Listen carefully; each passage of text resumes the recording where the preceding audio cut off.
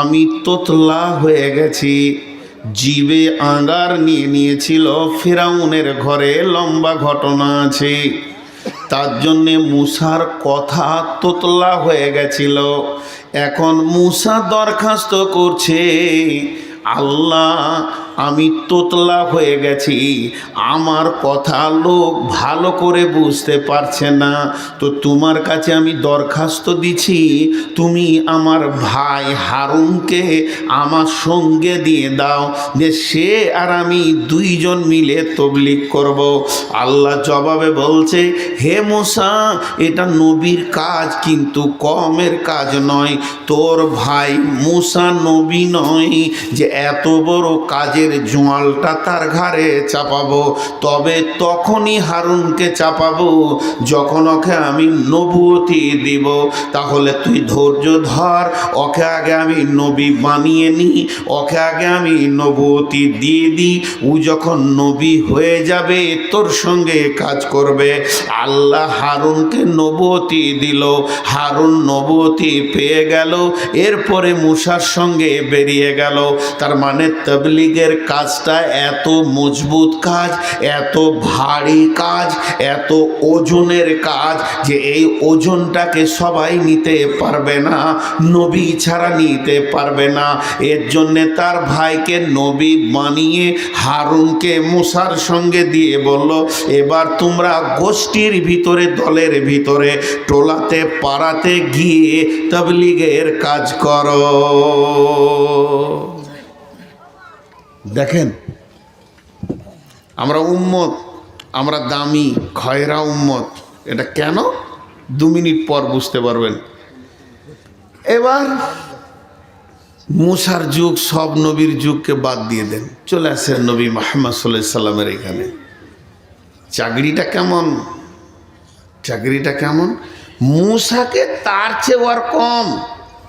ফেরাউনের দল যখন মূসাকে তাড়তে শুরু করেছে, মূসা তার দলকে নিয়ে যেতে যেতে নীল নদের ধারে, এদিকে নীল নদ, এদিকে ফেরাউনের দল হু হু হু করে চলে আসছে। তারা লাঠি বল্লভ নিয়ে, মেরেই ফেলে দিব তোদেরকে। তখন এই কম মূসাকে বলছে, এ মূসা, কালেমা পড়েছি, লা ইলাহা ইল্লাল্লাহ মূসা কালিমুল্লাহ, কিন্তু ওই দেখ কি অবস্থা, ওই দিক থেকে ঝড় উঠেছে, লাঠি বল্লভ নিয়ে, মরতে আসিনি, ব্যবস্থা লে। তো নবী মূসা তখন উত্তরে বলছে, লা তাহজান ইন্নাল্লাহা মানি। হে আমার কম, তোমরা খবরদার টেনশন করবে না, আমার সঙ্গে আমার আল্লাহ রয়েছে।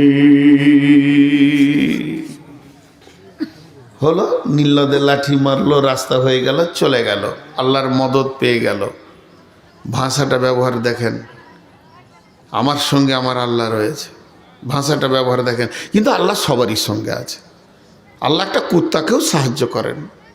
আল্লাহর নজরে একটা কুত্তা তার মাখলুক, তাকে কষ্ট দিতে পারেন না। বেশ্যা মেয়ে কুত্তাকে পানি দিয়ে জান্নাত পেয়েছে। তো যাই হোক, আমার সঙ্গে আল্লাহ রয়েছে। চলেন আমার নবীর কথা। বিসমিল্লাহির রহমানির রহিম। ইল্লা তানসুরুহু ফাকাদ নাসারাহুল্লাহু ইয আখরাজাহুল্লাযীনা কাফারু সানিয়া ইসনাইনি ইয হুমা ফিল গার ইয ইয়াকুলু লিসাহিবিহি লা তাহজান ইন্নাল্লাহা মা'ানা ফাআনজালাল্লাহু সাকিনাতাহু আলাইহি ওয়া আইয়াদাহু বিজুনুদিন লাম তারাওহা ওয়া জা'আলা কালিমাতাল্লাযীনা কাফারুস সুফলা ওয়া কালিমাতুল্লাহি হিয়াল উলিয়া ওয়াল্লাহু আজিজুন হাকীম। লম্বা ঘটনা, খানিকটা নিব। আগে গারটা সম্পর্কে বলি। গার, গার মানে গর্ত। তো এটা মাটি এরকম গোল করে খুঁড়তে খুঁড়তে 20 ফুট খুঁড়ে দিব, ওইটার নাম হলো গার। ওপরে কিছু হালকা পাতা টাতা দিয়ে দিলাম, দিয়ে লুকিয়ে গেলাম। আপনারা আমাকে মারার জন্য এসছেন, আমি গর্তে আছি, তেমনি করে দেখছি আরে সুবহানাল্লাহ চলে এসছে, তাহলে পায়ের তলা দেখতে পাবো। কিন্তু কোরআনের আয়াত বলছে তারা হাঁটু পর্যন্ত নিচেটা দেখতে পেয়েছে, পায়ের তলা দেখেনি। তাহলে ওই গাড়টা কেমন? গাড়টা সম্পর্কে আপনাদেরকে আমি ধারণাটা দিয়ে দিই। আপনাদের দুয়ার বরকতে এই অধম ওই গাড়ে একবার ঢুকেছিলাম, যেখানে বিশ্বনবী আবু বকরকে নিয়েছিলেন। গাড়টা কেমন? জাবালে নূর পর্বতে একদম সিরিঙ্গি। 1 ঘন্টা 55 মিনিট লেগেছিল আমাকে উঠতে। 2 ঘন্টায় ওখানে উঠেছিলাম আমরা 5-6 জন সাথী। সেখানে গিয়ে যখন পৌঁছালাম, ওর ওপর আর কোনো পাথর নাই। তো এই স্টেজটার সমান বড় বড় 2টি পাথর একজন আর একজনকে এরকম ঘাড়ে ধরে আছে, মনে হবে যেন দুইজনকে জড়িয়ে ধরে আছে 2টা পাথর। আর 2টা পাথর যখনই এক জায়গায় থাকবে, তো এরকম একটা ছোট দেখবেন, ছোট একটা গুলকি তৈরি হবে কি হবে না? তো ওই গুলকির ভিতর দিয়ে ঢুকতে হবে। আর যখনই ভিতরে ঢুকছি তখন দেখছি একটা পাথর ওই গামলা, বাটি, পেয়ালার মতো, মানে ওর ভিতরটা পুরো খাল, একদম ছাতার মতো গোল হয়ে আছে। ভিতরে ঢোকার পর বসা হচ্ছে, কিন্তু মুখটা এই রকম গুলকি হয়ে আছে। এমনি করে দেখতে গেলে ওখানে কেউ হাঁটাহাঁটি করলে এতটা দেখা যাবে। গারে সৌর। ওই গর্তে কে ঢুকেছেন? আবু বকর আর নবী মুহাম্মদুর রাসূলুল্লাহ সাল্লাল্লাহু আলাইহি সাল্লাম। এখানে একটা শব্দ ব্যবহার করেছি, ওটা বোঝানোর জন্য বলছি। তো এখন বলেন, ওদের নাম বলবো না, একজন হলো নবী আর একজন উম্মত। কথা ঠিক না ভুল? কম লয়, কিন্তু শেষ নবীর উম্মতকে উম্মত বলা হয়েছে। তাহলে ওরা 2 জন কে আছে? একজন নবী আর একজন উম্মত। তা উম্মত এমনি করে সবসময় দেখছে কে এলো কে গেল, কে এলো কে গেল, জানতো ভীত সন্ত্রস্ত। সেই অবস্থায় তারা দেখছে যে ওখানে জুনুদা, তারা দল পৌঁছে গেছে। লাম তারাওহা, কিন্তু তারা দেখতে পেয়েছে না। কিন্তু আবু বকর পায়ের নিচ থেকে হাঁটু পর্যন্ত দেখতে পেয়েছে। আর যখনই দেখতে পেয়েছে তখন আবু বকরের চেহারাটা সাদা হয়ে গেছে, ফ্যাকসা হয়ে গেছে। মানুষ ভয় করলে যেমন চেহারা রূপ হয় ওই রকম হয়ে গেছে। বিশ্বনবী বলছেন, আবু বকর তোমার চেহারা দেখে মনে হচ্ছে তুমি ভীত সন্ত্রস্ত হয়ে গেছো। তো তুমি কেন এমন অবস্থায় পড়ে গেছো বলো? তোমার কি কিছু মনে পড়েছে বাড়ি ঘর বলে? আবু বকরকে তখন বলছে যে, আবু বকর বলছেন, ইয়া রাসূলুল্লাহ ওরা চলে এসে জুনুদা, এই দলটা এখানে পৌঁছে গেছে। কোরআন বলছে লাম তারাওহা, তারা কিন্তু দেখতে পেয়েছে না। এবার যখন তারা দেখতে পেয়েছে না, আবু বকর এই ভীত সন্ত্রস্তের কথাটা যখন নবীজিকে শুনিয়ে দিলেন, নবীজি উত্তরে বলছেন, লা তাহজান ইন্নাল্লাহা মা'না, লা তাহজান, আবু বকর ভয় করো না, চিন্তা করো না, ইন্নাল্লাহা মা'না, তোমার আমার সঙ্গে আল্লাহ রয়েছে। দুটাই নবীর কথা, মুসাটাও নবীর কথা, এটাও নবীর কথা। কিন্তু পার্থক্য কি কিছু পেলেন? ওখানে মুসা বলেছিল আমার সঙ্গে আল্লাহ আছে, আর আমার নবী কি বলেন? আমাদের সঙ্গে আল্লাহ আছে। তাহলে পার্থক্য হলো কি হলো না? তার মানে নবীর সঙ্গেও যেমন আল্লাহ আছে, নবীর উম্মতের সঙ্গেও আল্লাহ আছে। এবার উম্মতের যে মানেগুলো আমি সঠিক বলতে যদি ভুল করি তো কারো জানা থাকলে বলে দেবেন। আমি একবার মদিনা ভার্সিটিতে গিয়েছিলাম উমরা করতে গিয়ে, ওইসব জায়গায় আমাদের মতো অযোগ্যদের যাওয়া তো কথা নয়। তো যাক, আত্মীয়তার সূত্রে সেখানে পৌঁছেছিলাম। তো আমি জিজ্ঞেস করলাম যে, বাবা তোমরা তো এখানে পড়ছো, তো উম্মত শব্দের অর্থটা বলে দাও। তো ওরা মোবাইলে সার্চিং করে বললে উম্মতের অর্থ হলো আমির, ইমাম, লিডার, সর্দার। জীব ব্যাপার, অনেকগুলো কথা বললেন, আমার সবগুলো হয়তো মনে নেই। তাহলে উম্মত মানে কি? আমির, লিডার। তাহলে আমার নবী ছিলেন লিডার, আমরাও মাশাআল্লাহ বলেন আরেকবার আলহামদুলিল্লাহ। তাহলে কত বড় আমাদেরকে ডিগ্রি আল্লাহ দিয়েছেন। তাহলে কেন বলেন তো লিডার? মুসা আলাইহিস সালাম তার ভাইকে চাইলো, তো আল্লাহ বলছে নবী ছাড়া এই কাজ কেউ করতে পারবে না, চুপ করে বসো, গাকে নবুয়তি দিব তারপরে কাজ দিব। আর আমরা আমাদের জন্য চাইতে হবে না, তারপরও আমরা ওই কাজটা অটোমেটিক পেয়ে গেছি। নবীর যা কাজ আমাদেরও তাই কাজ। তাহলে আমরা কাজ খুঁজে পেলাম কি পেলাম না? একবার জোরে বলেন, পেলাম কি পেলাম না? পেয়েছি। এতক্ষণ আমরা কাজ খুঁজে পেয়েছি। আমার নবীর যা কাজ আমার তা কাজ। একবার সবাই মুখ খুলি, আমার নবীর যা কাজ আমার তা কাজ। তাহলে আমরা কাজ খুঁজে পেয়েছি। এখন দুটি উদাহরণ দিব, একটা মহিলাদেরকে দিব, একটা পুরুষকে দিব। বাচ্চা ছেলে আব্বার সঙ্গে দোকানে যাওয়া আসা করে, কেক খায়, জিলাপি খায়, ছোট শিশু ওই লোভে আব্বার সঙ্গে দোকানে যায়। আস্তে আস্তে ছেলেটা বড় হয়, মাধ্যমিক পরীক্ষা দিয়েছে, দোকান খোলা আছে তো বসে আছে, খরিদ্দার এসছে, আব্বা শুয়ে আছে, আব্বাকে আর উঠালো না। চাচা কী নেবে গো?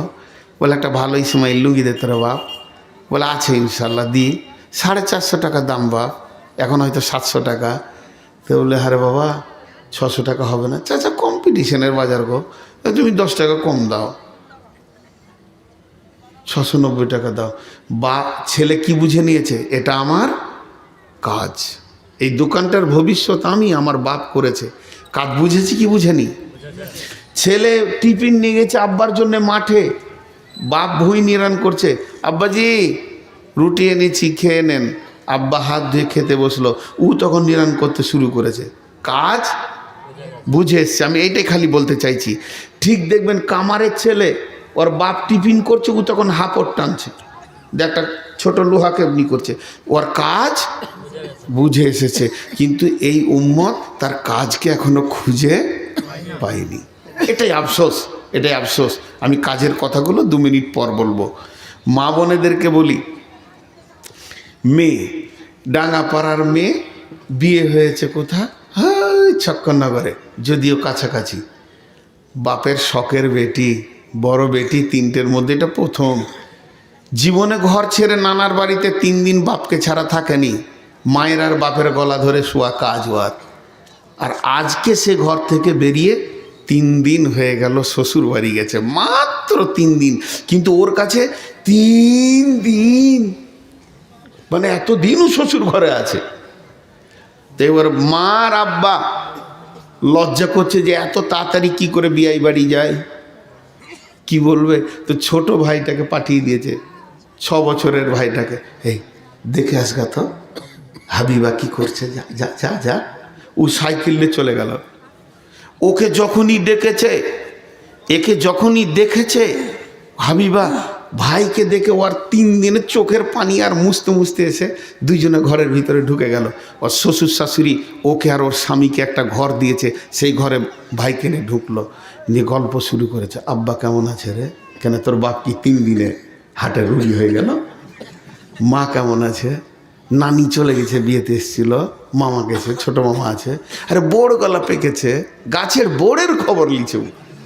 আর ওর শাশুড়ি জানলা থেকে শুনছে আর মাথাটা এমনি করছে। আহা, এরই নাম মহিলার জীবন। এই ভাইটার বয়স কত ছিল? 6। এবার ওর বয়স হয়েছে 26। তাহলে ওর বিয়ে ক বছর হলো? 20 বছর। কথাটা আমার বোঝার চেষ্টা করেন। বিয়ে ক বছর হলো? 20 বছর বিয়ে হয়ে গেল। 20 বছর বিয়ে মানে এখন 5টা ছেলের মাও। গরু, ছাগল, গাই, 3টে গাই রেখেছে, দুধ বিক্রি করছে, আর হাঁস মুরগি, সংসারে যেন গিত্থান হয়ে গেছে। শাশুড়ি বেঁচে আছে। সেই ভাইটাই যে 6 বছরে সাইকেল নিয়ে গিয়েছিল, এখন এই 26 বছর বয়সে মোটর সাইকেল নিয়ে গিয়ে হুটপাট করে ঢুকে বলছে, খাদিজা কেমন আছিস গে? শোন, তোকে দরকার আছে। দুলা ভাই কই? হুটপাট কথা, হুটপাট, বসারও টাইম নেই। বলে কি হলো? বলে কালকে যেতে হবে, একবার ডাঙ্গাপাড়ে যেতে হবে, তুই যাবি, দুলা ভাই যাবে, যদি তা হয়ে থাকে তো সাথে করে নিয়ে যাবি। আমাকে বিয়ের জন্য লোক আসবে, তা একটু রান্নাবাড়া করতে হবে, তোকে থাকতে হবে। মেয়ের পক্ষ 4-5 লোক আসবে, তো তুই যাবি না? দুলা ভাই যাবে না? একটা আমাদের শখের দুলা ভাই। তখন ওই খাদিজা কি বলছে, তোদের খেয়ে দিয়ে কাজ নাই, যখন তখন বিয়ে জুড়ে দিবি, আর আমাকে যে থাকতে হবে, আমার গরু ছাগল হাঁস মুরগি ছেড়ে চলে যেতে হবে। আগে থেকে কেন ডেট করলি না? 1 সপ্তাহ আগে বলতে পারবো না যেতে। শাশুড়ি তখন মুচকে হাসছে, চাবিটি এনে বলছে লেগে খাবি বা, সংসার তোর। এতদিন ছিল বাপের বাড়ির বোরের খবর নিচ্ছিল, এখন সে শ্বশুর বাড়ি মাটি ছেড়ে একদিন বেড়াতে আসতে তার কাজ বুঝে এসেছে। এসেছি কি আসেনি? এই সংসার আমার, এ ছেলে আমার, এ গায়ে আমার, এ গাভী আমার, এগুলো ছেড়ে যাব কি? উম্মতের সব বুঝে এসেছে, খালি আসল কাজটা এদের বুঝে আসছে না। আল্লাহ তাবারক ওয়া তাআলা বলছেন কুনতুম খায়রা উম্মাতিন, তোরাই হলি আমার শ্রেষ্ঠ উম্মত। কুনতুম খায়রা উম্মাতিন, তোরাই হলি আমার শ্রেষ্ঠ উম্মত। গুরুত্বপূর্ণ কথাকে নবীজি 3 বার বলতেন, এর জন্য আমি আর একবার গুরুত্ব দিচ্ছি। ও আমার মা, ওরে আমার বেটি, ওরে আমার কলিজার টুকরা সোনা মানিকের দল, আমার আব্বার দল, ভাইয়ের দল, একবার মন দিয়ে শুনেন আল্লাহর ভাষাটা কত মধুর ভাষা। তোরাই হলি শ্রেষ্ঠ উম্মত, কুনতুম খায়রা উম্মাতিন। এখানে আপনি আল্লাহকে 3 বার কেন, 100 বার কেন বলেন? কেন কেন কেন কেন? আমাদের এত দাম কেন? মুসা নবীর কমের দাম নাই, আর আমাদের কেন এত দাম? ঈসা নবীর কমের দাম নাই, আমাদের কেন এত দাম? সুলাইমান দাউদের কমের এত দাম হলো না, আমাদের কেন এত দাম? আল্লাহ আপনি কেন এত সম্মান আমাদেরকে দিলেন? তো আল্লাহ বলছেন তা'মুরুনা বিল মা'রুফি ওয়া তানহাউনা আনিল মুনকারি। তোদেরকে এমন একটা কাজ দিয়েছি, সৎ কাজের আদেশ করবি, অসৎ কাজের নিষেধ করবি, এই কাজটার জন্যে তোদের দাম বেশি। আপনাদের এখানে তো পর্দার ব্যবস্থা করে দিত, মহিলারা এসে বাইরে দাঁড়াচ্ছে কেন গো? এই কোন বেহায়া মহিলা দেখো তো, হ্যাঁ? এই 3 বার 4 বার খালি মহিলারা এখানে আসছে না, ওদেরকে ভিতরে থাকতে যান ছটফট করছে, হ্যাঁ? হায়া শরম লজ্জা বলে কিছুই নাই, হুটপাট করে এখানে চলে আসছে। দেখো তো কোন ধরনের কথা। সাবানে ময়লা, সাবানে কয়লা না ছাড়ে ময়লা। জালসাতি মহিলার যদি এরকম করে তাহলে কি করে? আসলে ওরা ঠিক আছে, আপনারাও ঠিক আছেন, বিয়াদব আমি হিসাব করে দেখলাম, অঙ্ক করে, যে এই খবিস বিয়াদব জীবনে ভালো হবে না। কাউকে দাঁড়াতেও দেখতে পারছে না, বাইরে বের হওয়া দেখতে পারছে না, পায়ে ধরে আগাতে বলছি তাও আগাইছে না। জি, খুব মন দিয়ে শুনেন, আপনাদের বিরক্ত লাগছে নাকি? তাহলে আমরা কোন কাজের জন্য বড়? সৎ কাজের আদেশ করব, অসৎ কাজের নিষেধ করব। আচ্ছা, যার যেমন বয়স, আমার বয়স চলছে 51+, মানে 52, কারো চলছে 50, কারো চলছে 70, কারো চলছে 90, কারো চলছে 20। আমি 20 বছরের নিচেগুলোকে এখন আমি ছেড়ে দিচ্ছি। 20, 25, 30, 35, 40, 45, 50, 55, 60, 65, 70, 75, 80, সবাইকে বলছি কতগুলো বছর আমরা কাটালাম পৃথিবীতে। আমি নূর মোহাম্মদ কাটিয়েছি পৃথিবীতে তিলে তিলে, 52টা বছরকে গিলে খেয়ে নিলাম। তো আমার জন্যে 20 বছর বাদ দেন, তাহলেও তো 32 বছর গিলে খেলাম। 20 বছর বাদ দিচ্ছি কেন? শিক্ষার পিরিয়ড। শিক্ষা হলো সব থেকে বড় দামি কাজ। তখনকার সময় শিক্ষাটাই আমার জন্য ফরজ। এখন 30টা বছর কাটালাম, এই 30টা বছরে প্রতি বছরে 12টা করে মাস, প্রতি মাসে 30টা দিন, প্রতি দিনে 24টা ঘন্টা, প্রতি ঘন্টায় হলো 60টা মিনিট। আমি মিনিটের নিচে আর গেলাম না। এখন 60 গণিত 30 বছর যদি করেন তাহলে আমার মিনিট কতগুলো দেখা যাবে আমি এখন হিসাবে আনতে পারলাম না। শুধু বোঝানোর জন্য বলছি, ধরেন 3 কোটি কি 5 কোটি মিনিট আমি পার করে দিয়েছি। এই 5 কোটি মিনিটের ভিতরে আমি কি করেছি? আমার বিবিকে নবীজিকে সময় দিয়েছি আমি 50,000 কি 5 লাখ মিনিট, আমার মেয়েকে দিয়েছি 5 লাখ মিনিট, আমি জালসাতে দিয়েছি 50 লাখ মিনিট, আমি এইভাবে মিনিটগুলোকে সব শেষ করে দিয়েছি। কিন্তু আমি আমার আল্লাহর জন্যে, আমার আল্লাহর দিনকে বাঁচানোর জন্যে একটা মাতালের, একটা জুয়ারির, একটা সুদারুর, একটা লুচ্চার, একটা রান্ডির দরজায় গিয়ে একটা মিনিট আমি দাঁড়াইনি যে এটাকে আমাকে রিপেয়ার করতে হবে, একে এই গুনাহ থেকে আমাকে সরাতে হবে, আল্লাহর দিনের দাওয়াত নিয়ে আমাকে যেতে হবে, এই রকম নিয়ত নিয়ে একটা মিনিট কোথাও দাঁড়াইনি। এখন আমি কিয়ামতের মাঠে আল্লাহ যখন বলবে তোর কাজ ছিল তা'মুরুনা বিল মা'রুফি ওয়া তানহাউনা আনিল মুনকারি, সৎ কাজের আদেশ করো, অসৎ কাজের নিষেধ করো, তুই করলি না কেন? এরই জন্য বলা হয়েছে আমিলাতুন নাসিবা তাসলা নারান হামিয়া, গাদা গাদা আমল করেও মানুষ জ্বলন্ত আগুনে ঢুকবে। আপনি ভাবিয়েন না তবলিগটা ছোট জিনিস, খবরদার ভাববেন না তবলিগটা ছোট জিনিস, খবরদার ভাববেন না। জি, খুব মেহনত করলেন আপনি, দাঁড়ান, বসবেন না, ওই বাঁদর ছেলেটাকে এখান থেকে তেড়ে দেন, প্রচুর ডিস্টার্ব করে, কারণ মনোযোগটা শেষ করে দেয়, ও তখন থেকে ট্রিক ট্রিক ট্রিক ট্রিক করছে, ওকে কেউ বসতে বললে বসছে না। আপনি ওখানে থাকেন। এটা হলো, শোনেন, আমার দিকে ধ্যান দেন। ইসলাম এমন একটা জিনিস যে এমন কোন একটা জায়গা দেখাতে পারবেন না যার ব্যাপারে কোরআন মুখ খুলেনি, হাদিস মুখ খুলেনি। পেশাব, পায়খানা, উজু, গোসল, মজলিসে বসা সব বলেছেন। তাহলে আপনাকে শরীয়ত নিতে গেলে এই যে এইভাবে বসেছেন বলি আমার কথার অ্যাটেনশনটাও আজকে ভালো রয়েছে, আর আপনাদের শুনতে ভালো লাগছে, লাগছে কি লাগছে না? হ্যাঁ না বলেন?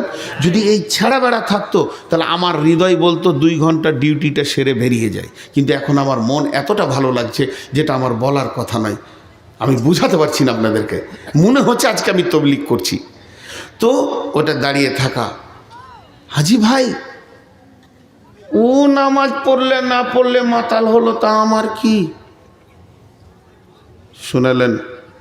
আমি এখন একটা কথা বলবো, এটা বুখারি লাই, এটা মুসলিম লাই, এটা হাদিস লাই, এটা কোরআন লাই, একটা বড় ইসলামী চিন্তাবিদের কথা, বড় ইসলামী চিন্তাবিদের কথা, যারা বড় বড় মুফাসসির পৃথিবীতে চলে গেছে, যাদের কথাগুলো কোরআন এবং হাদিসকে ছুঁয়ে ছুঁয়ে কথা বলেছে, সামঞ্জস্যতাগুলো রেখেছে। 2টি কথা আপনাদের শোনাবো, এটা কার কথা আমি জানি না, তবে শুনিয়ে দিই। আর এর পরেরটা যেটা বলবো তার নামটা বলবো। বলছে কোনো বেনামাজিকে দেখে, কোনো বেনামাজিকে দেখে, কোনো মাতালকে দেখে, কোনো জুয়ারিকে দেখে, কোনো মানে রান্ডিকে, লুচ্চাকে দেখার পর যদি তোমার বুকটা না ফেটে যায় ওর মহব্বতে যে লোকটা জাহান্নাম চলে যাবে, আর তোমার চোখ দিয়ে যদি পানি না আসে, তাহলে তুমি খেয়াল করে দেখে লাও গা উম্মতে মুহাম্মদের লিস্ট থেকে তোমার নামটা কাটা আছে। উম্মতে মুহাম্মদি কোনোদিন খারাপ কাজ দেখার পর চুপ থাকতে পারে না, তার হৃদয়ে ফেটে যাবে। এবার ওনার কাছে যদি দলিল চান তো 100টা দলিল দিয়ে দিবে। বিশ্বনবী বসে আছেন, বিধর্মী লাশ চলে গেল, নবীজির চোখে তত্তর তত্তর করে পানি বের হয়ে আসলো। সাহাবীরা প্রশ্ন করলেন, ইয়া রাসূলুল্লাহ, এই লোকটা আমাদের আত্মীয় নয়, এই লোকটা আমাদের প্রতিবেশী নয়, এই লোকটা মুসলমান নয়, তবে কেন আপনার চোখের পানি? নবীজি ওই অশ্রুসিক্ত আঁখি অবস্থায় কাঁপা কাঁপা গলায় বলছে, হে আমার সাহাবীরা, লোকটা আগুনে চলে গেল, যদি কালেমাটা পড়ে নিত তো ঈমান পেয়ে গেলে আগুন থেকে বেঁচে যেত। কত ব্যথা তার দরদ। হাজি ভাই, আমার প্রতিবেশী 17 দিন অসুখে পড়ে আছে, আমি দেখা করতে যাইনি। আমার আত্মীয়, চাচাতো ভাই, আমার নিজের লোক, আর বিশ্বনবী ইহুদির বাচ্চাকে দেখা করতে যাচ্ছে। ইহুদিদের ছেলেটা কি যে বুঝতো আমার এলাকায় কিছু হিন্দু ছেলে আছে আমাকে ভালোবাসে। জি, কি যে বুঝতো রসুলের কাছে সবসময় group group group group group group জুতো এনে দিত, পানি এনে দিত, লোটা এনে। ইহুদির ছেলে, সেই ছেলেটা অসুস্থ, মুমূর্ষ অবস্থায় আপ আপ করছে। রসুলের কাছে খবর এলো ছেলেটা খুব অসুস্থ। নবীজি গেলেন দেখা করতে, মাথার কাছে বসে বলছে, হে ছেলে, ইয়া গোলাম, কুল লা ইলাহা ইল্লাল্লাহ। গোলাম রে, তুই কালেমা পড়েলে রে, যদি তুই কালেমাটা পড়েলিস তাহলে জাহান্নামের আগুন থেকে বেঁচে যাবি রে বাবা। ওর চোখ তখন উল্টো পাল্টা করছে, শেষ দিক, আরও বাঁচবে না। তো ওই অবস্থায় ও রসুলের মুখের দিকে একবার দেখার পর ওর বাপকে দেখছে, ওর বাপ পায়ের কাছে দাঁড়িয়ে আছে, একদম কঠোর ইহুদি এমনি করে দাঁড়িয়ে আছে। তোর বাপের দিকে তাকাইছে এমনি করে। তোর বাপ তখন বলছে, বেটা আবুল কাসেম যা বলছে শুনেলে। আবুল কাসেম বলতে রসুলের বেটার নাম ছিল কাসেম। তো কাসেমের বাপ যেটা বলছে তুই শুনেলে। যখনই ওর বাপ বললে যে আবুল কাসেম যা বলছে শুনেলে, তু রসুলের সাথে সাথে পড়লে আশহাদু আল্লাহ ইলাহা ইল্লাল্লাহু ওয়া আশহাদু আন্না মুহাম্মাদান আবদুহু ওয়া রাসূলুহু। আর এই কালেমাটা পড়ার সঙ্গে সঙ্গে ছেলেটা মারা গেলেন।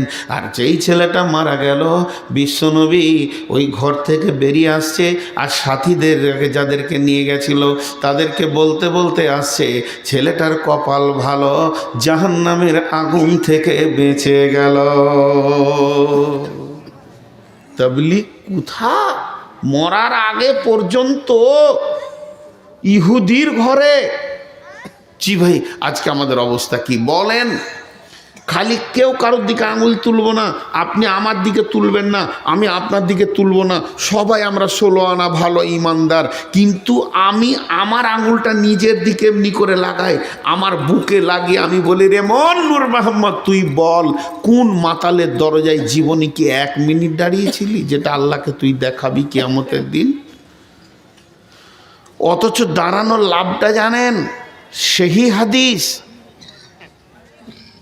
মাতালের দরজায় দাঁড়ানো লাভটা জানেন? তা'মুরুনা বিল মারুফ ওয়া তানহাউনা আনিল মুনকার, সৎ কাজের আদেশ, অসৎ কাজের নিষেধ। ভাই জুয়া খেলো না, ভাই সুদ খেও না, ভাই মদ খেও না, নামাজ পড়ো, রোজা রাখো, বাস এতটি কথা। কি হলো? মসজিদ থেকে বের হলাম ফজরের নামাজ পড়ে, নিয়ে মনে মনে করলাম আজকে সেলিমকে দেখা করব। সেলিম মদ খায়, জুয়া খেলে, আমি জানি, নামাজ পড়ে না। যে সেলিমের বাড়ির দরজায় গিয়ে এমনি করলাম, হ্যালো সেলিম আছো? সেলিম। তো বেরিয়ে এলো, হ্যাঁ কে? বলে আমি নূর মোহাম্মদ এসেছিলাম ভাই। ও জি আসছি, বেশি সময় নয়, 2-5 মিনিট, হালকা টাইম। উনি বেরিয়ে এলো, আমি হাতটা ধরে নিয়ে চোখের পানি একটু ফেলে, হ্যাঁ ভাই তোমার তো আমাদের জান্নাতে এক জায়গায় থাকবো মনে করছি, তুমি আমাকে কত ভালোবাসো, আমার গ্রামের মানুষ, আমার প্রতিবেশী গো।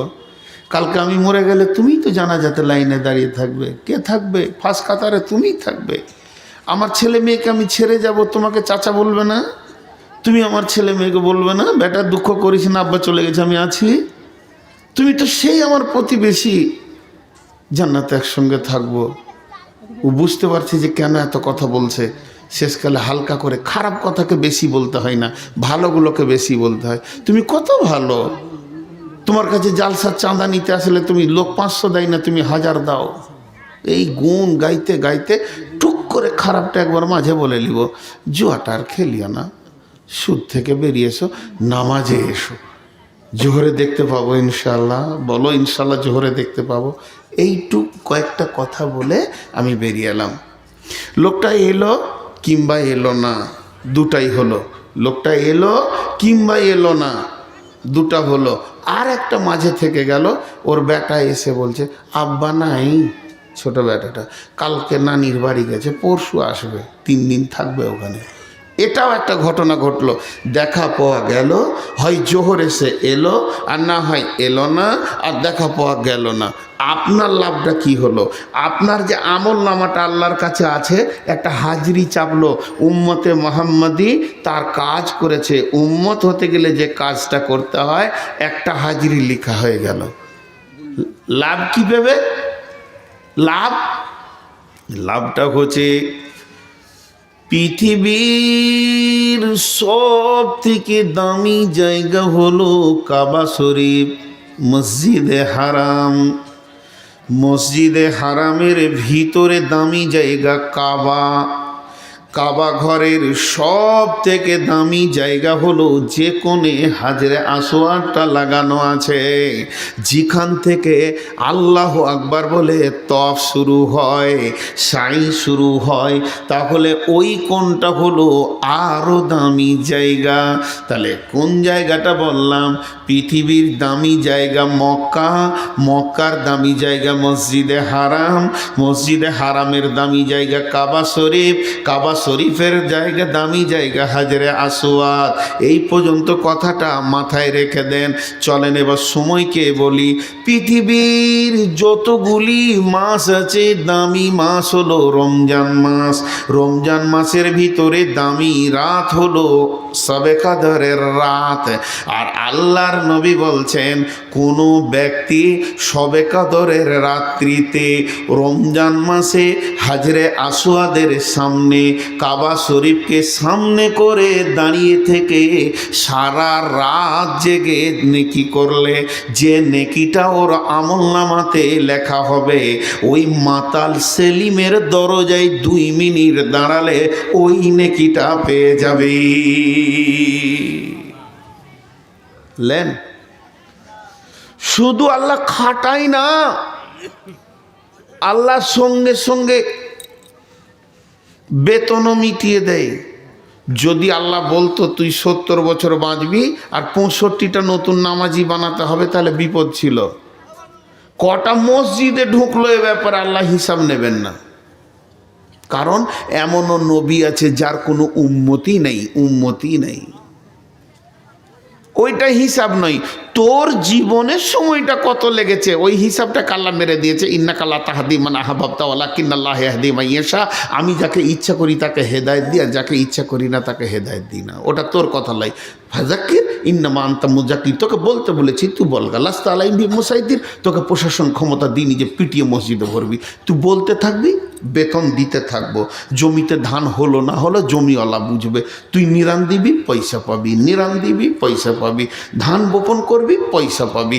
3 দিন ধান বপন করেছিস, 3 দিনের বেতন নিয়ে নে। 25 দিন নিরান দিয়েছিস, 25 দিনের পয়সা নিয়ে নে। ধান হলো না ঝড়ে চলে গেল না বানে ডুবে গেল, মালিক বুঝবে। কথা বোঝাতে পারলাম? আপনারা একবার হানা বলেন, কথা বোঝাতে পারলাম? হ্যাঁ, এবার এগিয়ে যাই সাহাবীদের জীবনে। সাহাবীদের ঘটনাগুলো পড়ে দেখবেন, আমি অনেক বই পড়েছি, তার মধ্যে একটা বই নতুন পেয়েছি। আমি বাংলাদেশে ঢাকাতে গেছিলাম, হঠাৎ একটা বইয়ের সন্ধানে বের হলাম। বইটার নাম মুনাব্বিহাত, কিন্তু কোনো রকমই বাংলাটা পেলাম না। খুঁজতে আমি বাংলা বাজারে গিয়ে একটা বইয়ের দোকানে বসলাম। বেশ কিছু বই কিনলাম, 20-25 হাজার টাকা বই কিনলাম। দোকানদার একটা বই বের করে বলছে, আসহাবে বদরের জীবন কথা বইটা পড়েন হুজুর। আমি বইটা 2 পাতা দেখেই বললাম 2 কপি দেন। 2 কপি নিয়ে 1 কপি এখনও আমার ব্যাগে রয়েছে। আসহাবে বদরের জীবন কথা, এদের কথাগুলো যখনই পড়ছি গায়ের লোম দাঁড়িয়ে যাচ্ছে। মানুষগুলি কেমন ছিলেন, তাদের চিন্তা চেতনা কেমন ছিল, তাদের উদ্দীপনা কেমন ছিল, তারা ইসলাম নামে গাছটাকে কত কষ্ট করে ঝড় বৃষ্টিতে আটকে রেখেছে। তারা পৃথিবীর বুকে ইসলামকে দিয়ে চলে গেছে, আর আমরা ইসলামকে বাঁচিয়ে রাখতে পারছি না। এই কথাগুলো শুনতে শুনতে শর্টে 1-2টা কথা বলে দিই। আল্লাহর নবী এমনও সাহাবী আছে যার দরজায় 1 বার নয়, 2 বার নয়, 30 বার গেছেন। কারোর দরজায় 70 বার গেছেন, কারোর দরজায় 50 বার গেছেন, কারোর দরজায় 90 বার গেছেন, কারোর দরজায় 100 বারেরও অধিক গেছেন। যে সাহাবীগুলো রাদিয়াল্লাহু তাআলা আনহু, এই সাহাবিগুলোর দরজায় আপনি ভাবিয়েন না, আপনি যখন কোনো দোকানে যান, দেখি নারকেল তেলটা, সাবানটা দেখি, চানাচুরটা দেখি, আর টকটক করে দোকানের মালিক আপনাকে দিয়ে দেয়, বিল করে দেয়। ওইভাবে আবু বকর আসেনি, ওইভাবে উমার আসেনি, ওইভাবে হযরত আবু যার আসেনি, ওইভাবে কেউ আসেনি। বিশ্বনবীর একটা অক্লান্তিক মেহনত ছিল। হযরত উমারের পূর্ব জীবনটা যদি আপনি পড়েন, উমার কাফেরদের ভিতরে সিনা উঁচু করে দাঁড়িয়ে বলেছিল 100টা উটকে আমি লুটে নিব। কারণ 100টা উটের প্রাইজ ছাড়া হয়েছিল, নবী মুহাম্মদের গর্দনটা যে এনে দিতে পারবে 100টা উট সে গুনে নেবে। যখন উমার ভিড়ের ওপরে দাঁড়িয়ে গেল, গর্দন আমি আনবো, তখন সবাই বলল বাহ বাহ বাহ বাহ, উমারের ছাড়াই ক্ষমতা হবে না। সেই উমার গর্দন আনতে গিয়ে নিজের গর্দন নবীকে দিয়ে দিলেন। জি ভাই, তাহলে ওই উমার রসুলের জানের জম ছিলেন। এইভাবে এক একটা সাহাবী, একজন সাহাবী নিজের মুখে বলছে আমি রসুলকে বেজ্জতির সঙ্গে, ইজ্জতের সঙ্গে নয়, আমি এই দরজায় দাঁড়িয়ে আছি, আব্দুল খালেক বের হবে আর ওকে আমি নামাজের জন্য বলবো। আব্দুল খালেক বের হয়ে বলছে এখান থেকে যাবি না, জুতা খুলবো তোকে, তুই কিসের মৌলবি বে, তোকে নূর মোহাম্মদ বলে চিনি না, দেখি তো ঝাঁটাটা, ওকে বিষটা নামিয়ে দিচ্ছি। কত নোংরা নোংরা কথা বলে বলে আমাকে তাড়ছে। আবার আমি সে দরজায় যাচ্ছি। সাহাবীরা নিজেরা বলছেন বিশ্ব নবীকে অনেক বেইজ্জতি করেছি। হযরত আমর বিন আসের মতো সাহাবীটা কি ভাষা বলছেন খালি দেখেন। আমর বিন আস মুমূর্ষ অবস্থায় শুয়ে রয়েছে, যে বেটাকে বলছে বেটারে যেটাকে হারিয়ে দিয়েছি ওইটা যদি পেয়ে যেতাম, আর যেটা পেয়েছি এটা যদি হারিয়ে দিতাম নিজেকে সৌভাগ্যবান মনে করতাম। এই কথাটার মানে কি? আরেকবার বলছি, বেটারে যেটা পেয়েছি ওটা যদি হারিয়ে দিতাম, আর যেটা হারিয়েছি ওটা যদি পেয়ে যেতাম অনেক বড় সৌভাগ্যবান হতাম। মানেটা কি বলেন? আর একবার বলছি, তৃতীয়বার গুরুত্ব দিয়ে বলছি, হে বেটা যেটা হারিয়েছি ওটা যদি পেয়ে যেতাম, আর যেটা পেয়েছি ওটা যদি হারিয়ে দিতাম নিজেকে সৌভাগ্যবান মনে করতাম। এই কথাটার ভিতরে কত তথ্য লুকানো আছে শুনেলেন। এই কথাটা আমর বিন আস কেন বলছেন? মনে করলেন আমর বিন আসের জীবন হলো 70 বছর, এখন মুমূর্ষ অবস্থায় রয়েছে, তার মানে ও জীবনের বেশিরভাগ লম্বা টাইমটাকে রসুলের বিরুদ্ধে কাটিয়ে দিয়েছে। মানে 65-67 বছর পর্যন্ত খালি রসুলের বিরোধিতা করেছে। হযরত আমর বিন আস বলছেন যে আমি তালোয়ারটা কোনোদিন খাপে ভরতাম না, তালোয়ার আমার খোলাই থাকতো, আর মদিনার গলিতে গলিতে খালি ঘুরতাম, একবার পাবো তো মোহাম্মদের গর্দন মাটির নিচে নামিয়ে দিব। আমি এত বড় রসুলের জানের জমছিলাম। কিন্তু আমর বিন আস বলছেন যেদিন আমার নবী তীরের চোখ আমার দিকে পৌঁছে গেল আর আমার দিকে আঙুল তুলে নবীজি বলে দিলেন, আমর বিন আস রে, তোমার মতো চালাকটা কি মহাসত্যকে গ্রহণ করবে না? আমার ভিতরে ভাইবেসার সৃষ্টি হয়ে গেল, কম্পন সৃষ্টি হয়ে গেল। আমি রসুলের কাছে আসলাম কালেমা পড়ার জন্যে, আমি হাতটা আগে বাড়ালাম আর নবীজি পরে হাতটা আমার দিকে বাড়ালেন, আর যেই নবীজি হাত বাড়ালেন আমি আমার হাতটাকে টেনে নিলাম। আর যখনই আমি আমার হাতটাকে টেনে নিলাম, নবীজি বলছেন আমর বিন আস তোমার কি হয়েছে, তুমি হাত বাড়িয়ে কেন হাতকে টেনে নেবে? আমি আমর বিন আস রসুলকে বললাম, ইয়া রাসূলুল্লাহ, আমি আমার পেছনে পাহাড় পরিমাণ গুনাহ করে রেখেছি, সেইগুলোর ব্যাপার আপনি কিছু বলেন। নবীজি বলেন, আমর বিন আস রে, মানুষ যখন নতুন কালেমা পড়ে নেয় তার জীবনের সব গুনাহ আল্লাহ মাফ করে দিয়ে নতুন মাসুম বাচ্চা বানিয়ে দেয়। বেটারে, আমি রসুলের হাতটা ধরে বললাম আশহাদু আল্লাহ ইলাহা ইল্লাল্লাহ, মাত্র কয়েক বছরের আমি মুসলমান, এখন আমি পৃথিবী থেকে বিদায় নিতে চলেছি। রসুলকে খুব বেশি দিন আমি আমার কাছে পাইনি। নবীজি চলে গেছেন, উমার চলে গেছেন, আবু বকর চলে গেছেন, এখন আমার বিদায় পালা পড়ে গেছে। ওরে আমার বেটারে, আমি রসুলকে দীর্ঘদিন নোংরা জায়গায় রেখেছি, অল্প দিন আমি হৃদয়ে পেয়েছি। এর জন্য আমি বলছি যেটা আমি পেয়েছি এই অল্প দিনটা যদি হারিয়ে দিতাম, আর যে দীর্ঘদিন রসুলের বিরুদ্ধে চলেছি ওইটাকে যদি আমি পেয়ে যেতাম রসুলকে, তো আমি ধন্য মনে করতাম। রে বাবা, মরছি বটে, কিন্তু আমি অনেককে হারিয়ে দিয়ে, অনেক কিছুকে হারিয়ে দিয়ে আমি পৃথিবী থেকে বিদায় নিচ্ছি। তাহলে বিশ্বনবী কত নিবিড় মেহনত করেছেন। হানফি ভাইদের লেখা কিতাবের মধ্যে আছে আবু জাহেলের মতো বেঈমানের দরজায় রাসূলুল্লাহ সাল্লাল্লাহু আলাইহি সাল্লাম কম করে 450 বার গেছে। তাবলীগ কাকে বলে? আমরা খালি বলছি আমরা উম্মত, তার উম্মত কেন পায়েস খাবার জন্যে, তার উম্মত বিয়ে করার জন্যে? যে রসুল বিয়ে করেছে আমি বিয়ে করব, রসুল পায়েস খেয়েছে, ভাতের পরে মিষ্টি খেয়েছে আমি খাবো, এই সুন্নতগুলো মনে আছে। কিন্তু রসুল যে মার খেয়ে খেয়ে, গর্দন ধাক্কা খেয়ে খেয়ে খেয়ে খেয়ে জিন্দেগিটাকে সে পুরা ওয়াকফ করে দিয়েছেন দিনের জন্যে, ওইগুলো মনে রাখিনি, ওইগুলো মনে রাখিনি। জি, এগুলো দুঃখের কথা। আমরা তার উম্মত, জীবনে কোন সময়টাকে আমরা দিয়েছি আল্লাহর রাস্তায়? জি ভাই, আমি কটায় উঠেছিলাম গো? 2 ঘন্টা হয়নি, তখন থেকে দৌড়ছি, তাও রাস্তা শেষ হচ্ছে না। হ্যাঁ, আপনাদের বিরক্ত লাগেনি তো? তাহলে আমাদের কাজ বুঝে আসছে তো? জি ভাই বলেন, বুঝে আসছে তো? কাজ করবো ইনশাআল্লাহ, ইনশাআল্লাহ, সবাই বলি ইনশাআল্লাহ। আমরা পৃথিবীর আহমদ বিন হাম্বলের কথাটা বলতে ভুলে গেছি। আহা, তাড়াতাড়ি ছেড়ে দেবো, বিচারা বলছেন যে আমি 6 ঘন্টা বসে আছি, তাড়াতাড়ি করেন। 1 ঘন্টা উল্টা বুঝলো রাম, ওই লাগি তো আবু তার বর্ধমানী দেশ ছেড়েছে। জি, একটা জিনিস খালি চিন্তা করেন, এগুলো আমার মহব্বতের মানুষ, যদিও মজাক করে কথা বলি, হৃদয়ে ওস্তাদের জায়গায় রেখেছি। আমার ওনাদের তুলনায় কোনো ইলম নেই, ওনার জুতো সোজা করার আমার যোগ্যতা নেই। তারপরে ওনারা কেন ভালোবাসেন আমি জানি না, তবে ডাঙ্গাপাড়ার লোক আমাকে নেবে না। হাজার সাহেব নিয়তি করে নিয়েছে, সুর আলী বক্তা ঢুকতেই দিব না।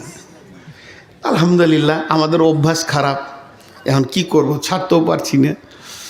তো যাই হোক, আমি আপনাদের সামনে একটা কথা বলি, এই ইমাম আহমদ বিন হাম্বলের কথা। কথাটা কত কড়া দেখেন, দাঁতে কাটতে পারবেন না, এত কড়া কথা। এটা আমি বলিনি যে বুখারি থেকে বলছি, ইমাম আহমদ বিন হাম্বলের কথা। তিনি একজন যোগ্য সম্পূর্ণ ওয়ারাসাতুল আম্বিয়া ছিলেন, ওয়ারাসাতুল আম্বিয়া। জি, প্রকৃত আলিম তিনারাই। তো তিনি ভাষাটা কি বলছেন, খুব ধীরে ধীরে বলবো, আপনি বুঝে নেবেন। পৃথিবীর কোনো কোণে কোনো একটা লোক যদি বেকালমা হয়ে বিনা দাওতে মারা যায়, গ্রামে বলেনি, পৃথিবীর কোনো কোণে কোনো একটা লোক সে মারা যাচ্ছে বেকালমা হয়ে, কালেমা পেল না, আল্লাহ পেল না, রসুল পেল না, দিন পেল না, কোরআন পেল না, মসজিদ পেল না, কিছুই পেল না, এই অবস্থায় সে মারা যাচ্ছে।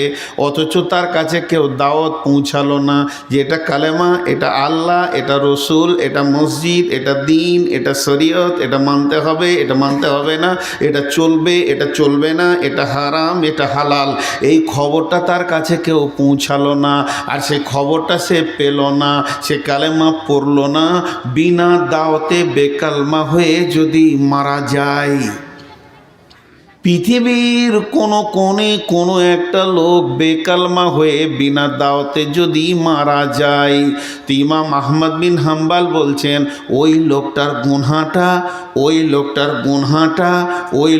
গুনহাটা কিয়ামতের মাঠে মুসলমানদেরকে ভাগ করে দেয়া হবে। লে তোরা ভাগলে, লে ভাগলে তোরা, তোদের এটাই ভাগ। কেন পৌঁছাইল না কেন? এরই জন্য আমি দোয়া করি। কি দোয়া? এই আল্লাহ তুমি জাকির নায়কের হায়াত দারাজ করো। এই লোকটাকে দিয়ে আল্লাহ পৃথিবীর কোণে কোণে তবলিগ পৌঁছিয়ে দিয়েছে। মুসলমানরা যদি বাঁচে কিয়ামতের মাঠে এই প্রশ্ন থেকে, তো ওকে দিয়ে আল্লাহ বাঁচিয়েছেন।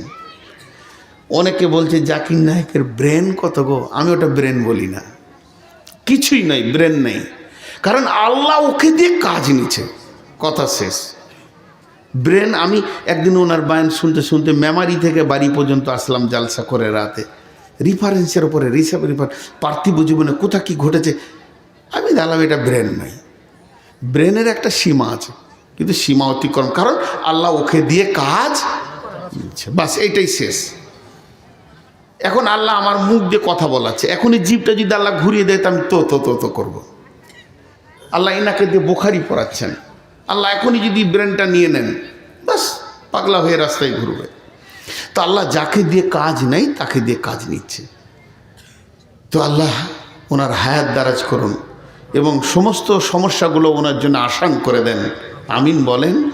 একটা বড় মানুষ পৃথিবীতে বেঁচে রয়েছেন, এই পৃথিবীতে আমাদের এখন বেঁচে থাকার গর্ব, এবং তিনি আমাদেরকে নিয়ে চলছেন বা আমরাও চলছি। তো আল্লাহ তাবারাক ওয়া তাআলা, আর আমার আকীদা ব্যক্তিগত, আমার ব্যক্তিগত আকীদা, এই আকীদাতে আপনি লাথি মেরে দিতে পারেন, গুনাহ হবে না। কারণ এটা আমি হাদিস বলছি না, রসুলের কথা বলছি না, আমার ব্যক্তিগত ব্রেনের কথা বলছি। এই পৃথিবীতে যত মানুষ বেঁচে আছে, যত মানুষ, হিন্দু, মুসলিম, জৈন, খ্রিস্টান, বৌদ্ধ, ইহুদি, নাসারা, মাজুসি, অগ্নিপূজক টুজক, তারপর মুসলমানদের ভিতরে হানফি, সাফি, মালিকি, হাম্বেলি, শিয়া, সুন্নি, কাদরানি, চাস্তানি, নকশবন্দি, যত গ্রুপ বেঁচে আছে, সমস্ত গ্রুপ থেকে আল্লাহ আহলে হাদিসদেরকে বড় নিয়ামতওয়ালা বানিয়েছেন। এ কথাটা আপনারা কি মনে করেন? এদের কাছ থেকে শিরক দূরে আছে, এদের কাছ থেকে বিদআত দূরে আছে, এবং সহি হাদিস এবং কোরআনের সহি তফসিরগুলো আল্লাহ আহলে হাদিসদেরকে দিয়েছেন। এটা বড় নিয়ামত কিনা? আর আলহামদুলিল্লাহ বলি, আলহামদুলিল্লাহ। কিন্তু এক জায়গায় এরা বড় কঠিন বিপদে রয়েছে। সেটা কি? সেটা হলো তা'মুরুনা বিল মা'রুফি ওয়া তানহাউনা আনিল মুনকারি। আমার দোকানে গোডাউনে মালে ভর্তি আছে, আর এলাকা যদি অভাবে মারা যায়, খেতে না পায়, তো কিয়ামতের মাঠে জবাব লাগবে। তো বর্তমান 2023 সালে পৃথিবীর ইমাম হলো আহলে হাদিসেরা, এটা আমার ব্যক্তিগত মত।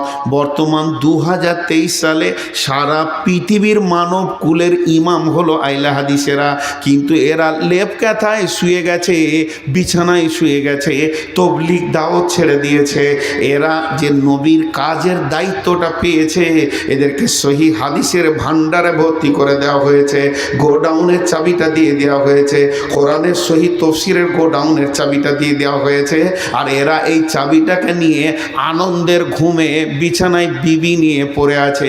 কঠিন কিয়ামতের দিনে বেদাতিরা, মুশরিকেরা যখন জাহান্নামে যাবে, এরা আহলে হাদিসের দিকে আঙ্গুল তুলে বলবে, মাবুদ, এরা আমাদের কাছে আসল খবরটা পৌঁছায়নি, গোডাউনে তালা মেরে দিয়ে ঘুমিয়েছে। সেই দিন আহলে হাদিসরা বড় বিপদে পড়বে ভাই আমার।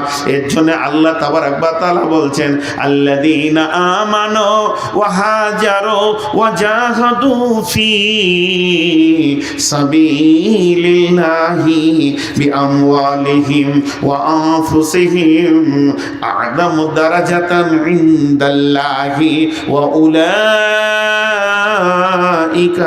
হুমুল ফাইজুন ইবাশশিরুহুম রাব্বুহুম বিরহমাতিন মিনহু রিজওয়ানিন ওয়া জান্নাতিন লাহুম ফিহা নাঈমুম মুকিম। মেয়েরাও তবলিগ করবে, মেয়েরা তবলিগ থেকে বাদ নাই। তবে মেয়েদের তবলিগ আর পুরুষের তবলিগ আসমান জমিন পার্থক্য। জি, মেয়েদের তবলিগ, পুরুষের তবলিগ আসমান জমিন পার্থক্য। এখন আবার একটা কথা মুখ দিয়ে স্লিপ হয়ে বেরিয়ে যাচ্ছিল, বেরিয়ে গেলে ডেঙ্গাপাড়ার লোক মারবে। আমি একটা জিনিসের খুব বিরোধিতা করি, অন্তর থেকে করি, মুখে বলিনি এখনো, মার খাওয়ার ভয়ে।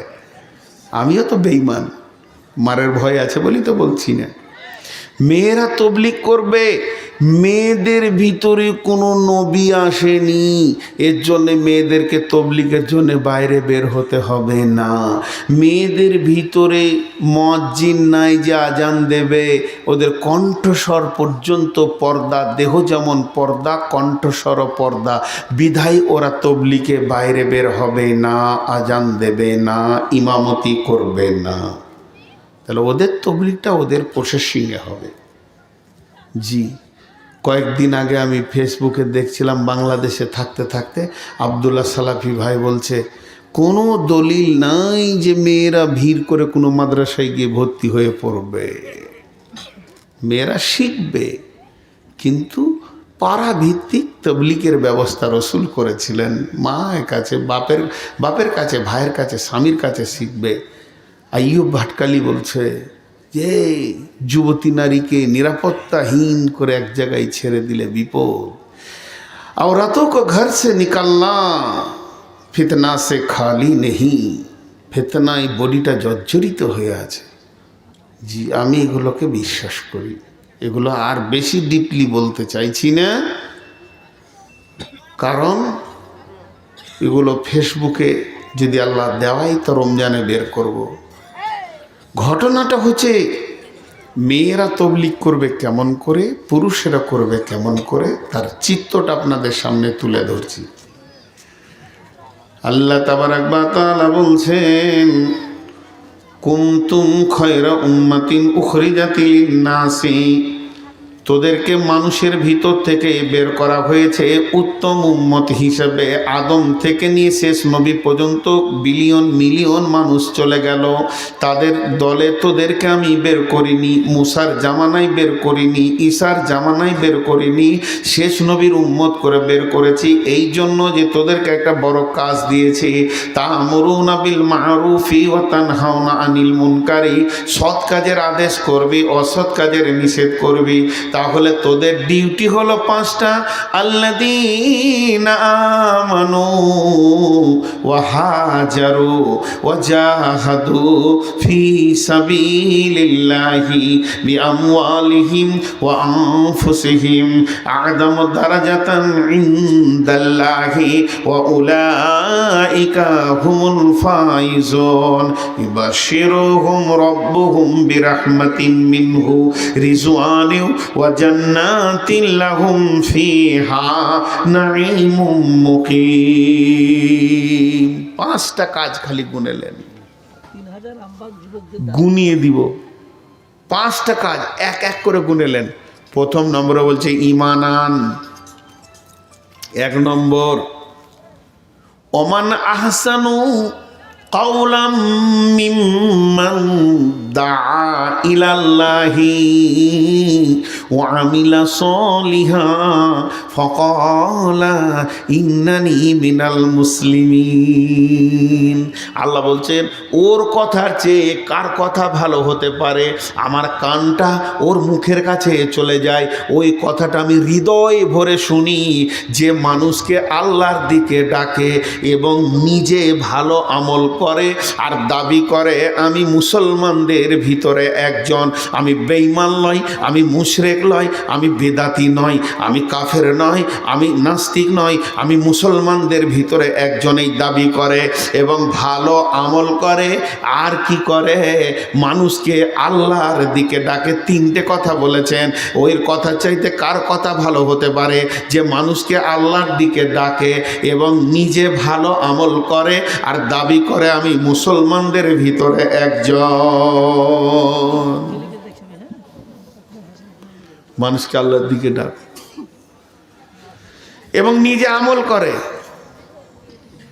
একজন আজান দিয়ে ঘর চলে গেছে, তাকে বলছে আজান দিয়ে ঘর যেছে কেন? জি বলছে কমিটি বসে ঠিক করেছে আজান দিলে 1,500 টাকা দিবে। নামাজের লেগে কিছু বলেনি, ওই যে নামাজ পড়ি না। জি, তুমি আজান দাও, নিজে নামাজ পড়ো, মুসলিম হও। আর এখানে 5টা কথা বলেছেন।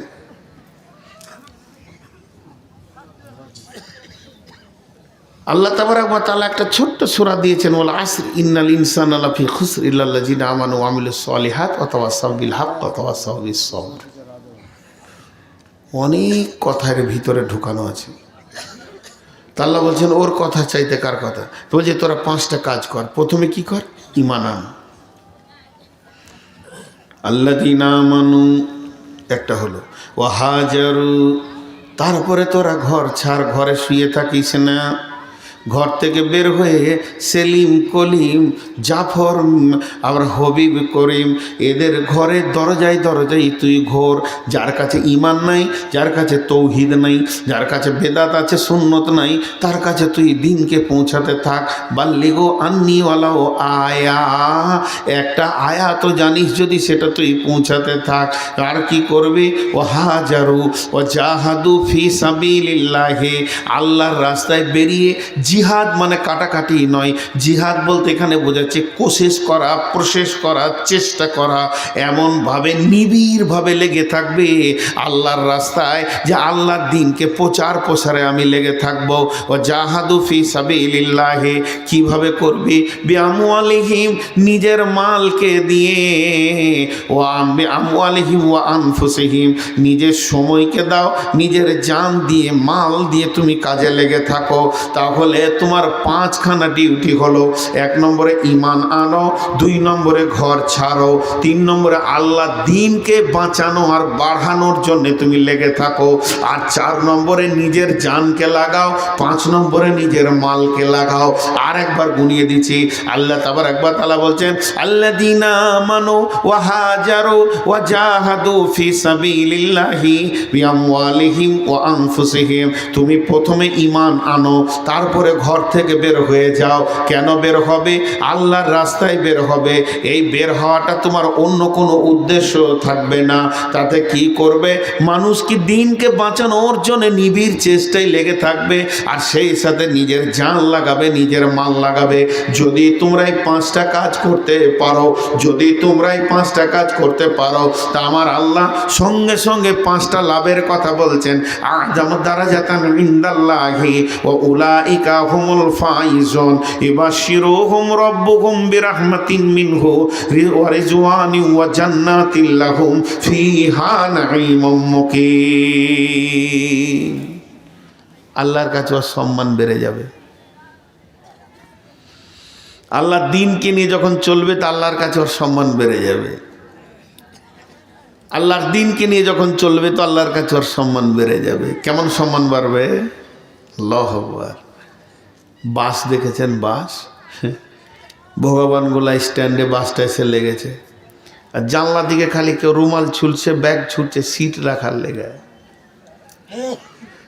হাজি ভাই, হ্যান্ডেলের পেছনে যে সিটটা আছে, ওইটাতে কেউ ব্যাগ রাখে? হ্যান্ডেলের পেছনে কেন রাখে না? সবাই জানে যে ওখানে সিট রাখতে গেলে লাত খেতে হবে, সিটও রাখে না। এবার ড্রাইভার বসলো, বসার পর গাড়ি স্টার্ট করে গেল বহরমপুর কিংবা আরও দূরে কৃষ্ণনগর, ডাইরেক্ট গাড়ি। রাস্তায় 2-1 চা খাবে, তো ড্রাইভারকে পয়সা লাগে? বাস মালিক দেয়। ওখানে যাওয়ার পর লম্বা হোটেলে খাটে শুয়ে পড়লো, হোটেলে 1 গাদা ভাত খেয়ে একদম ওভারলোড করে মৌরি চাবাইছে। পয়সা দিবে কে? জোরে বলেন কে? মালিক। কন্ট্রাক্টর এত বড় বেয়াদবু, কাউকে ছাড়ে না, যত বড়ই মৌলবি হোক। ওই জি হুজুর, এদিকে দেন, এদিকে দেন। হ্যাঁ, আমাদের ওখানকার নাম বলবো না, এক কন্ট্রাক্টর বাসে উঠেছে, তো সিউড়ি থেকে যাবে বর্ধমান, আর মাঝে ওর আত্মীয় কেউ মারা গেছে, তো ওই বাসই 1 গাদা মহিলা উঠেছে, তো ওর বউটাও উঠেছে। তো চাদর পরে আছে, মুখ ঘুমটা টুমটা ঢেকে, সবারই কাছে ভাড়া লিছে। তো আর বউকে বোঝাই যে দিদি ভাড়াটা দেন, চিনতে পারেনি আর কি। বলছে বকো না, তো বলছে বকা বকিলাই পয়সা লাগবে, জোর করে ভাড়া নিয়েছে আর কি। পরে বুঝছো এটা আমার বউ, মানে ও কাউকে ছাড়ে না। কিন্তু দেখেছেন কোনোদিন কন্ট্রাক্টরকে যে ওই হ্যান্ডেলওয়ালার কাছে গিয়ে বলে ভাড়াটা দেন? বলে? আরে না বলে। একটা উদাহরণ দিলাম, আর একটা দিব। এই এলাকায় যে ঘুরে ঘুরে ঘুরে ঘুরে ঘুরে ঘুরে এমএলএ হয়েছে কিংবা এমপি হয়েছে, তার জন্য সরকার থাকার জায়গা দিয়েছে কি না? তাকে দিয়েছে, তার ফ্যামিলিকে দিয়েছে, চিকিৎসা ফ্রি, পড়াশোনা ফ্রি, তাদের গাড়ি ফ্রি, ড্রাইভার ফ্রি, এসি ঘর ফ্রি, সব ফ্রি, খাওয়া দাওয়া, হোটেল, সফর তার ফ্রি, তার বইয়ের ফ্রি, তার ছেলের ফ্রি, তার বেটার ফ্রি, তার মায়ের ফ্রি, তার বাপের ফ্রি। আছে না? আরে হ্যাঁ না বলে না? রেলে যারা চাকরি করে তাদের গ্রিন কার্ড দেওয়া আছে, গোটা বংশ দিল্লি যাবে টিকিট কাটতে। আচ্ছা, একটা দুনিয়ার সরকার রেলে চাকরি করে যদি এতটা সম্মান দেয়, একটা দুনিয়ার সরকার তার পার্টিকে আগিয়ে দেওয়ার জন্যে যদি এমএলএ এমপিকে সব ফ্রি করে দেয়, একটা ছোট্ট ন্যূনতম বাসের মালিক তার বাসে কিছু ইনকাম করে দেওয়ার জন্যে যদি ড্রাইভারকে এত সম্মান দেয়, তো আমার আল্লাহর দিনকে নিয়ে যারা চলবে, দরজায় দরজায় ঘুরবে, আমার রব বলছে তার 7 পুরুষের জন্যে জান্নাতে ফ্রি থাকবে, পুলসেরাত ফ্রি থাকবে। হাদিসের মধ্যে এরকম আছে, অন্য অন্য নবীরা কিয়ামতের মাঠে দেখবে যে এই নবী কিয়ামতের মাঠে দেখবে যে একটা লোক জান্নাতে যেছে, সঙ্গে বিবি যেছে, ছেলে যেছে, মেয়ে যেছে, মা যেছে, বাপ যেছে, সবকে যেন সঙ্গে করে নিয়ে এসে জান্নাতে হাসতে হাসতে চললো। এরা জিজ্ঞেস করবে ওটা কে রে? নবী বলেন না, ওটা নবী নয়, শহীদ নয়, অন্য কেউ নয়, আখিরি উম্মত নবী মুহাম্মদ সাল্লাল্লাহু আলাইহি সাল্লামের উম্মত। ও এই দিনের কাজ করার কারণে আল্লাহর কাছে ওর এত সম্মান বেড়ে গেছে। আযামু দারাজাতান ইনদাল্লাহে, আল্লাহর কাছে সম্মান বেড়ে যাওয়ার কারণে আমার রব ওকে সম্মানিত করেছে, ফ্যামিলিকেও সম্মানিত করেছে। একটা লাভ। দ্বিতীয় লাভ হলো ওয়া উলাইকা হুমুল ফাইজুন, ওই লোকেরা সফল কাম হবে, কোনো জায়গায় অসফল হবে না। এই রাতে গাড়ি নিয়ে চলতে চলতে চলতে চলতে চলতে চলতে গোটা রাস্তা চিনে নিয়েছি। ভগবানগোলা থেকে যদি আমি রাত 1:30টায় গাড়ি নিয়ে বের হয়ে আমার বাড়ি যাই, কয় জায়গায় ডাকাতি হয় আমি বলে দিতে পারবো। পারবো কি পারবো না জোরে বলেন? এখন আর হয় না। আপনাদের এখান থেকে ভগবানগোলা থেকে নিরাপত্তা আছে একদম এই বাগডোগরা পর্যন্ত, আর বাগডোগরা থেকে নিয়ে কাটরার মাঝে একটা জায়গা বড় খতরনাক আছে, এই জায়গাটা পার হয়ে গেলে বহরমপুর পর্যন্ত কোনো অসুবিধা নাই। আর খাগড়াঘাট পার হয়ে মধ্যখানে একটা বিপদের জায়গা আছে, ওখানটা পার হয়ে কোনো অসুবিধা নাই।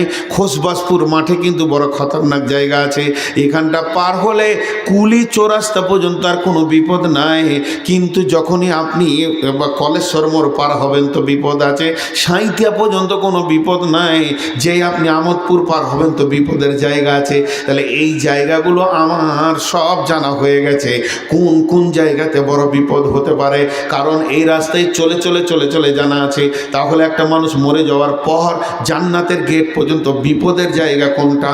প্রথম নম্বর হচ্ছে কবর, তারপরে হচ্ছে আপনার কিনা ডান হাতে বাঁ হাতে সার্টিফিকেটের জায়গা, তারপরে যেখানে নেকি বদিকে ওজন করা হবে বিপদের জায়গা, তারপর হচ্ছে পুলসেরাত। আর এইগুলো যখনই কোনো মানুষ অতিক্রম করে চলে যাবে, জান্নাতের গেটে পৌঁছে যাবে, তার জন্য আর কোনো বিপদ থাকবে না। তাহলে এইগুলোতে রেড সিগন্যাল থাকবে, আবার কোনো সময় সবুজ সিগন্যাল থাকবে। যে লোকটা বেঈমান তার জন্য রেড সিগন্যাল হয়ে যাবে, আর যে লোকটা ইমানদার তার জন্য সবুজ সিগন্যাল হয়ে যাবে। এইগুলোতে সে সফল কাম হয়ে হয়ে হয়ে জান্নাতে চলে যাবে। আর অসফল হবে কে? যে আল্লাহর দিনের কাজ করতে পারেনি, এইগুলোতে সে গ্রেফতার হয়ে হয়ে বিপদে পড়তে থাকবে। ওরে আমার বন্ধুরে, বহরমপুরের রেড সিগন্যাল অনেক আছে। আপনি যদি রেড সিগন্যাল গাড়ি নিয়ে ক্রস করে দেন তো আপনাকে পুলিশে ধরবে, জেলে দেবে, আপনার বিপদ হয়ে যাবে, জরিমানা হয়ে যাবে। কিন্তু পৃথিবীতে এমন একটা গাড়ি আছে, সে রেড সিগন্যালকে ক্রস করবে, তার জন্য কোনো জরিমানা নাই, তার নাম হলো অ্যাম্বুলেন্স। অ্যাম্বুলেন্স রেড সিগন্যালকে ক্রস করে বেরিয়ে যাবে, এর জন্য কোনো অসুবিধা হবে না। তা আমার আল্লাহ বলছেন, যারা দিনের কাজ করবে, আমার তা'মুরুনা বিল মারুফ ওয়া তানহাউনা আনিল মুনকার করবে, যারা মাতালের দরজায় দরজায় ঘুরবে, যারা আপনার কিনা চোরের দরজায় দরজায় ঘুরবে, যারা জুয়ারি সুদারুর দরজায় দরজায় ঘুরবে, আর নামাজের জন্য যারা বলবে, আর যারা মেয়ে বেশ্যা না রান্ডিদেরকে দিনের পথে নিয়ে আসবে, এই কাজ যারা করবে, ওয়া উলাইকা হুমুল ফাইজুন, এই লোকটা মরার পর যতগুলি খতরনাক জায়গা আছে, রেড সিগন্যালের জায়গা আছে, কোনো জায়গায় রেড সিগন্যাল দেখবে না, সে অ্যাম্বুলেন্সের মতো ধীরে ধীরে ধীরে ধীরে ধীরে ধীরে ওয়া উলাইকা হুমুল ফাইজুন, সব জায়গায় সফল কাম দেখতে দেখতে জান্নাতে যাবে। এক নম্বর হলো আল্লাহর কাছে সম্মান বাড়বে, দু নম্বর হলো কোথাও আটকাবে না।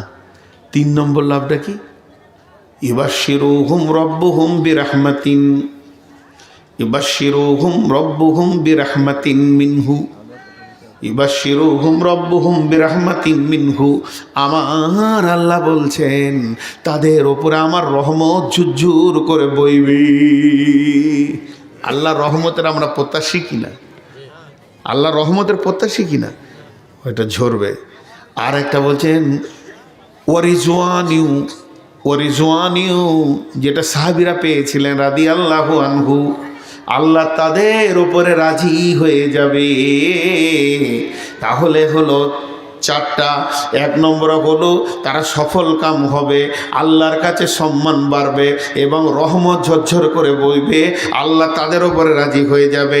আর 5 নম্বর হলো ওয়ারিজওয়ানিউ ওয়া জান্নাতিন লাহুম ফিহা নাঈমুম মুকিম, তাদেরকে এমন একটা জান্নাতে ভরা হবে যেখানে চিরদিন স্থিতিশীল জান্নাতে থাকবে, সেখানে কোনো এক্সপায়ার হবে না।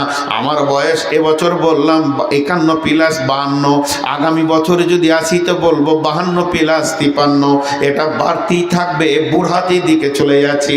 একদিন ছিল কাঁচা, আজ হয়ে গেল সাদা, একদিন ছিল কাঁচা সাদা কম কাঁচা বেশি, আজকে হয়ে গেছে সাদা বেশি কালো কম, একদিন দেখবেন কালো খুঁজেই পাওয়া যাচ্ছে না। তার মানে হচ্ছে পৃথিবীতে এক্সপায়ার হয়ে যাচ্ছে, দিনগুলি চেঞ্জ হয়ে যাচ্ছে। আর জান্নাতে যে বয়সে ঢুকবেন একই বয়সে কোটি কোটি বিলিয়ন মিলিয়ন আবাদান আবাদান জিন্দেগি থাকবে, এটা কমবে না। আল্লাহ আমাদেরকে কত সুন্দর কাজ দিয়েছেন। এখন একটা উদাহরণ দিব, আর একটা আয়াত আর একটা হাদিসকে ফিট করব উদাহরণে। আপনাদের বিরক্ত লাগেনি তো? উঠবেন না, আল্লাহর হস্তে বলছি।